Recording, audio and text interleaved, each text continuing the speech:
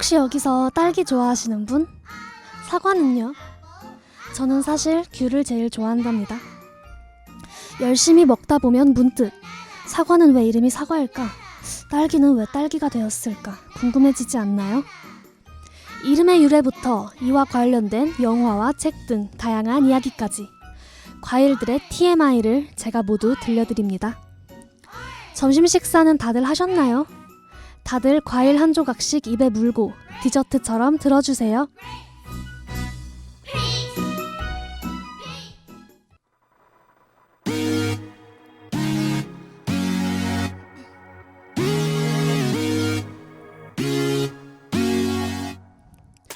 놀랍도록 추워진 이번 주입니다.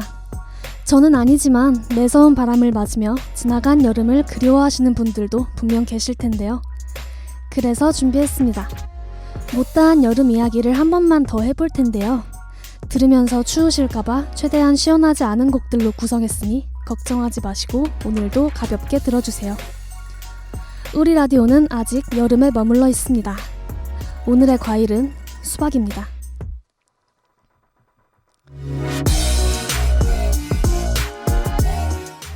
물 숫자에 순우리말인 박이 합쳐져 수박이 되었습니다.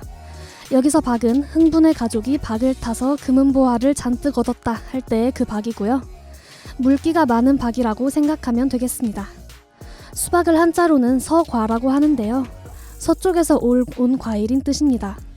수박의 원산지는 저 머나먼 아프리카라고 해요. 수박 농장에 가보면 알겠지만 수박은 덥고 햇볕이 강하게 내리쬐는 기후에서 자라야 당도가 높아져서 단맛이 더욱 강해집니다. 서아시아나 아프리카 같이 덥고 햇빛이 강한 지역에서 재배한 수박을 먹어보면 그야말로 꿀맛이라고 할 정도로 달콤하다고 하는데요. 반대로 햇빛이 약한 지역에서 재배하면 단맛이 별로 느껴지지 않고 그저 물기만 많은 맛없는 과일이 되고 맙니다.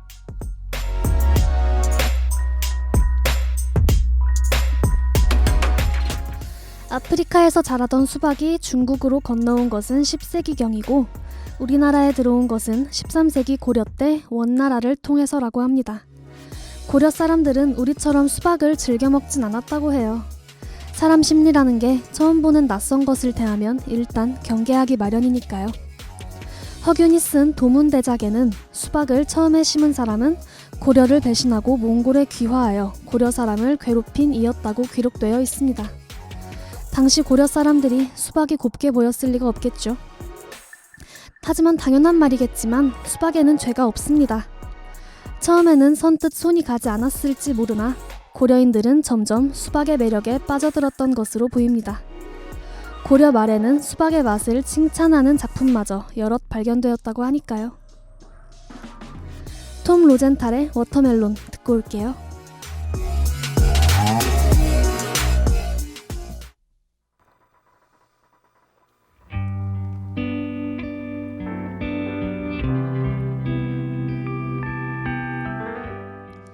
과육의 대부분은 물로 구성되어 있습니다. 무려 90%가량이 수분이라고 하는데요. 원산지인 아프리카에선 건기의 중요한 물 공급원이라고 합니다. 특히 칼라하리 사막을 건너기 위해서는 이 열매가 열리는 기간에만 갈 수 있었다고 해요. 햇빛이 강한 지역의 수박이 더 맛있다고 아까 말씀드렸죠? 정확히 말하면 일교차가 클수록 특히 낮이 더운 곳에서 재배할수록 당도가 상승한다고 합니다. 중동이나 아프리카에 비하면 우리의 수박은 싱거울 정도이고 독일이나 영국에서 재배된 수박은 그야말로 맹물이라고 할 수 있다고 하네요. 일교차가 클수록 당도가 높아지는 이유는 높은 일교차로 인해서 이슬이 생기면 적절한 수분 공급이 가능해지고 뜨겁고 건조한 낮 시간 동안 숙성을 반복할 수 있어서라고 합니다.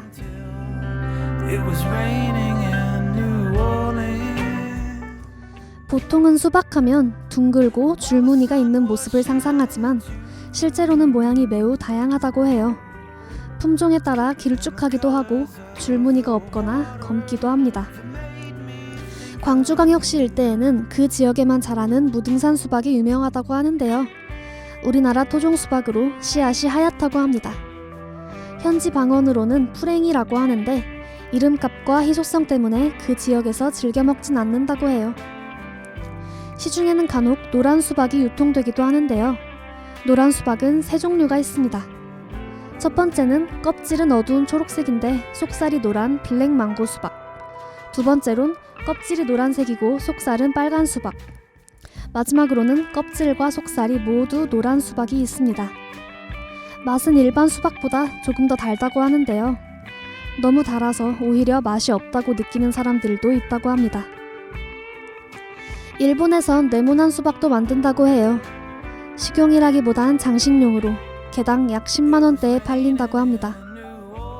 심지어 피라미드 같은 삼각뿔 모양의 수박까지 만들어냈다고 하는데요.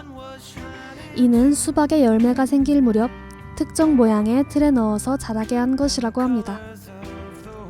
또한 일본은 무게만 8kg을 넘는 덴스케 수박이 있습니다. 다른 수박과는 다르게 완전히 둥글고 검정색에 가까우며 희귀해서 그런지 10,000개만 재배된다고 합니다. 가격은 한화로 약 720만원대이고요. 또 애플 수박이라고 불리는 정말 작은 사과 크기의 수박도 있습니다. 이 애플 수박은 우리나라의 마트에서도 가끔 만나볼 수 있다고 해요. 에밀리 아담스의 워터멜론 듣고 올게요.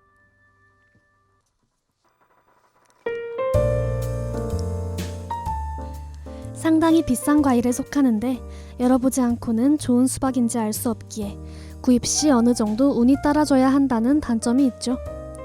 그렇다면 좋은 수박을 고르는 방법 모두 알고 계신가요? 가장 대표적인 방법으로는 껍질을 두드려 보기가 있죠. 이는 익은 정도를 판단하는 방법이라고 합니다.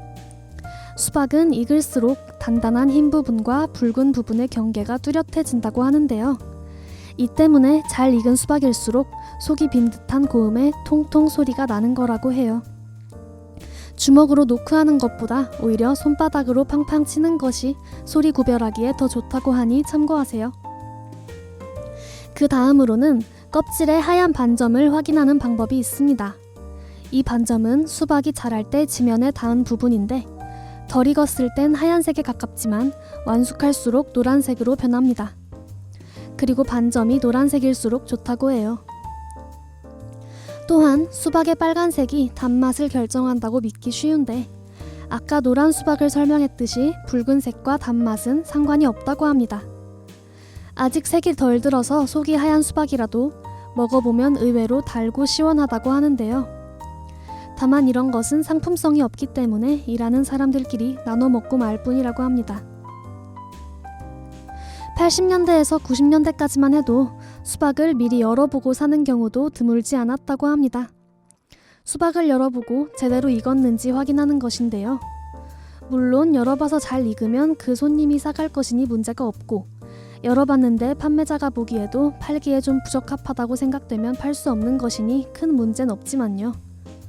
만약 익은 정도가 좀 애매하다면 이건 덜 익어서 못 사겠다 라는 손님과 익을 만큼 익었는데 열어보고 안 사면 어떡하냐 라고 하는 상인 사이에서 언쟁이 벌어지는 경우도 종종 있었다고 합니다. 이는 주로 노점이나 트럭, 재래시장 등에서 일어나는 일이었는데요. 환불 시스템이 보장되어 있는 대형 마트 등이 주류화되면서 이런 문화는 거의 사라졌다고 합니다. 아메리칸 워터멜론의 컴백 듣고 올게요.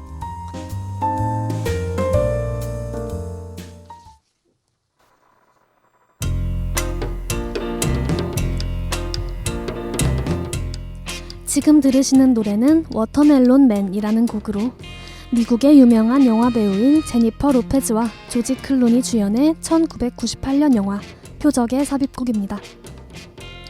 소설 원작의 영화로 교도소에 들어간 은행 강도와 인질로 잡힌 연방 보안원이 사랑에 빠지는 이야기라고 합니다.